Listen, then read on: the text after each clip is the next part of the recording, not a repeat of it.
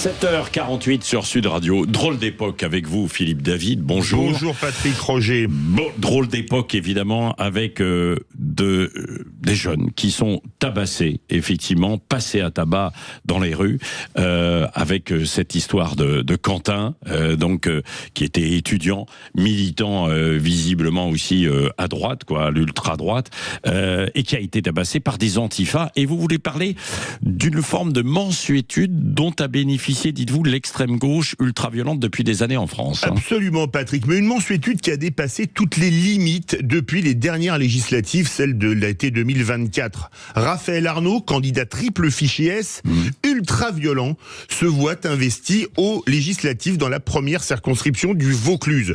C'est le fondateur de la Jeune Garde antifasciste. Alors, anti est juste de trop, puisque la Jeune Garde antifasciste, c'est exactement les mêmes milices, méthode que les milices, c'est les ligues des années 30. Pourtant, il a un pédigré peu recommandable. Il a été condamné par le tribunal correctionnel de Lyon à 4 mois de prison et 1 600 € de dommages et intérêts pour violence volontaire en réunion. Il avait fait appel, il était donc présumé innocent, mais il a renoncé à son appel en 2025. La condamnation est donc définitive. Mais il avait été investi avec quand même une condamnation pour des faits graves en première instance.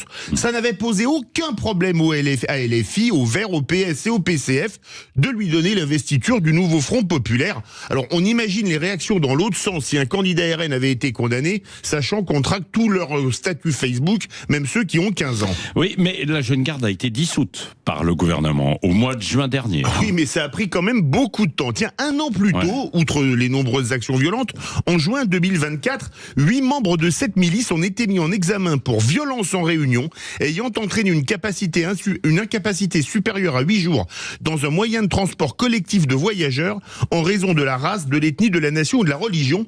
Ils avaient, fin mai 2024, abordé un jeune juif de 15 ans après un meeting pro-Palestine et lui ont demandé de scander « Vive la Palestine » en le filmant, selon le Canard enchaîné.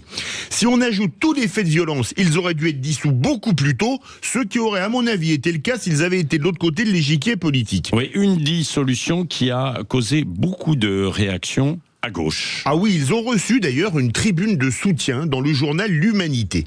Parmi les signataires, Marine Tondelier, Manon Aubry, Olivier Besancenot, Philippe Poutou, Louis Boyard, Fabien Gay et Elsa Faucillon du PCF. Parmi les partis LFI, Europe Écologie Les Verts, l'ENPA et Révolution Permanente. Et parmi les syndicats, la CGT, collaborateurs parlementaires et spectacles, ou encore l'UNEF. Peu importe les actions ultra-violentes, comme pour les soulèvements de la terre qui ont tout cassé, entre autres à Sainte-Soline, même combat, l'extrême gauche ultra-violente a tous les droits. Recours devant le Conseil d'État, donc, soutien de la gauche, communiqué des députés LFI, c'était mercredi dernier, donc, il y a moins d'une semaine, le gouvernement doit abandonner sa procédure de dissolution de la Jeune Garde, donc on était 2 jours avant la mort de Quentin. Mieux, oui, même si aujourd'hui, attention, l'enquête est en cours. L'enquête est en cours. C'est pas prouvé non plus par rapport à la Jeune Garde. a dit que ça venait de l'ultra-gauche. Oui, mais ça, pas forcément. Ça vise toute l'ultra-gauche, absolument. Mais mieux, dimanche, la députée PSF Elsa Faucillon a estimé que, je cite, Raphaël Arnaud avait toujours appelé à la non-violence et au pacifisme. C'est certainement pour cela qu'il a été condamné pour violence en réunion et que sa main gauche a pour tatouage un point américain, le point américain étant un symbole de non-violence, de paix et d'amour, Patrick Roger. Oui, mais je précise au passage qu'il a été élu aussi. Ah oui, il a été élu. Les électeurs sont responsables.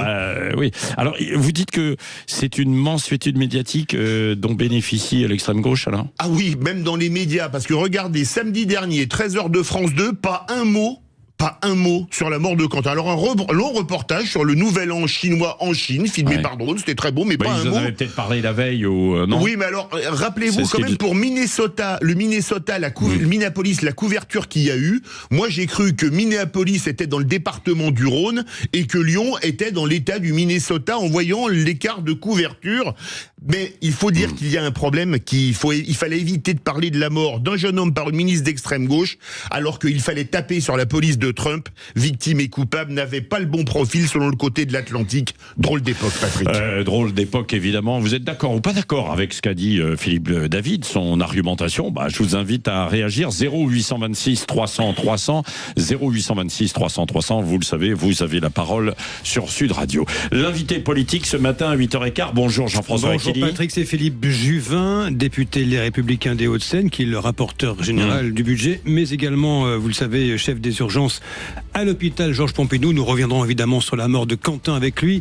Également le droit à l'aide à mourir qui arrive en deuxième lecture aujourd'hui, ce soir, à l'Assemblée nationale. Et nous parlerons de la présidentielle avec Bruno Retailleau. Ah tiens, la présidentielle, vous croyez qu'elle va arriver? Oui. Un jour. Oui, non, alors, elle a été lancée quand même. Un jour. Vous avez vu, tous les jours, il y a un candidat, quoi. Oui, Philippe Juvin va peut-être annoncer sa candidature aussi, il non? avait été à la primaire.